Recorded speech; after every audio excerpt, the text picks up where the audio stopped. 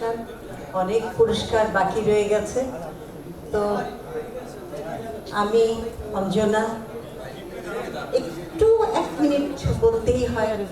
অনেকে হয়তো আমার ইন্ট্রোডাকশনটা জানেন না কিংবা জানেন, এর জন্য আমি একটু বলছি। সেই 5 বছর বয়স থেকে আমি আমার নাচের জীবন শুরু।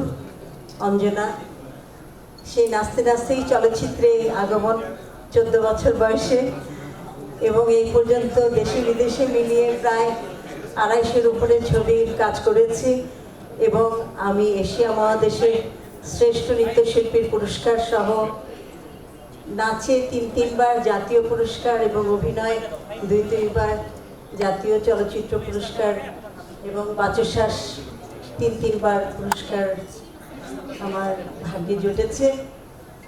অনেক পুরস্কার এত বছর আমার চলচ্চিত্রে এবং নাচের জীবনে অনেক অনেক পুরস্কার পেয়েছি, কিন্তু সবচেয়ে বড় পুরস্কার আমার যে দর্শক, যাদের জন্য আমি অঞ্জনা হয়েছি, এত বছরের আমার এখনো আপনাদের মাঝে আছি। আল্লাহ আমাকে বাঁচিয়ে রেখেছেন এবং আমার এখানে বসা আছেন আমার সামনে জুয়েলাইজ দাদা, আমার একটা ভালোবাসার মানুষ। দীর্ঘ বছরের বৌদির সাথে দাদার সাথে আমার সম্পর্ক।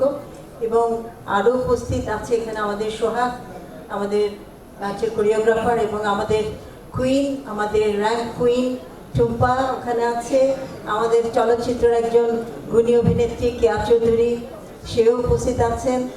এবং আমি বলবো যে আজকে আমি এই অঞ্জনা হয়ে আসার পিছনে আমার মা বাবার আশীর্বাদ।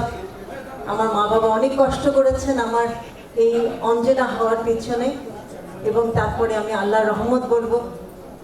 সব কিছু মিলিয়ে আপনাদের ভালোবাসা, আমি যতদিন বেঁচে থাকবো আমি ভালো কিছু কাজ করতে চাই। এখানে ডিএ তাইব আছে, খেয়াল করে। তাইব, কেমন আছো? You look handsome always. Yes yes. তো যাই হোক, আপনাদের ভালোবাসা আমি ধন্য। আপনাদের মাঝেই থাকতে চাই যতদিন বেঁচে থাকবো, অভিনয় নিয়ে, নাচ নিয়ে। এবং আমি একজন একটু গানও গাই, কিন্তু সেটা প্রফেশনালি না, তো চেষ্টা করি। যাই হোক, আপনাদের ভালোবাসা আমি ধন্য। আমাকে আজকে যে সম্মান দেওয়া হয়েছে এর জন্য এই সংগঠনকে অনেক অনেক ধন্যবাদ জানাচ্ছি।